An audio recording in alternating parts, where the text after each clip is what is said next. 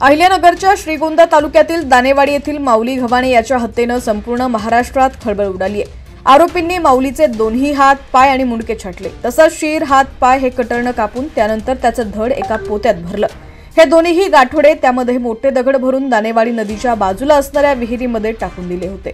या प्रकरणी पोलिसांनी अल्पवयीन मुलासह दोघांना अटक केली आहे। समलैंगिक संबंधाच्या कारणातूनच माऊलीच्या आरोपींनी हत्या केल्याचं प्राथमिक तपासात समोर आलंय।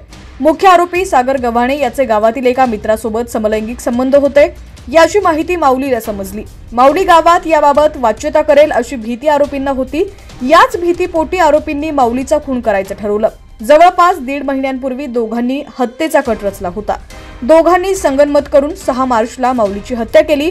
त्यानंतर आरोपींनी क्रूरतेचा कळस गाठत मृतदेहाचे तुकडे केले, मुंडका धडापासून वेगळं केलं आणि बॉडीचे सर्व पार्ट 2 वेगवेगळ्या विहिरीत टाकले। मिळालेल्या माहितीनुसार आरोपी सागर गव्हाणे आणि त्याचा अल्पवयीन मित्रानं घटनेच्या रात्री 6 मार्चला माऊलीला लुडो गेम खेळायचा बहाणा करून बोलावून घेतलं होतं। यानंतर दोघांनी माऊलीला गोड बोलून घोड नदी पात्रात असलेल्या विठ्ठल मांडगे यांच्या विहिरीजवळ घेऊन गेले। इथं गेल्यानंतर आरोपींनी अचानक माऊलीचा गळा उडवायला सुरुवात केली।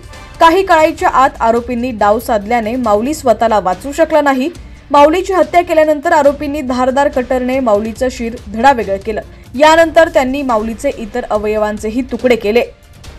ओळख पटू नये म्हणून त्यांनी माऊलीचं धड आणि शिर वेगवेगळ्या पोत्यात भरलं आणि दोन्हीही पोते 2 वेगवेगळ्या विहिरीत टाकून दिले।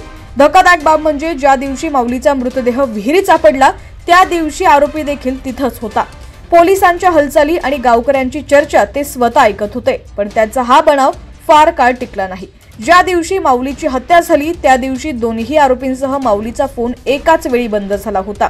ही माहिती पोलिसांना समजल्यानंतर पोलिसांनी त्या अँगलनं तपास करत आरोपींच्या मुसक्या आवळल्या।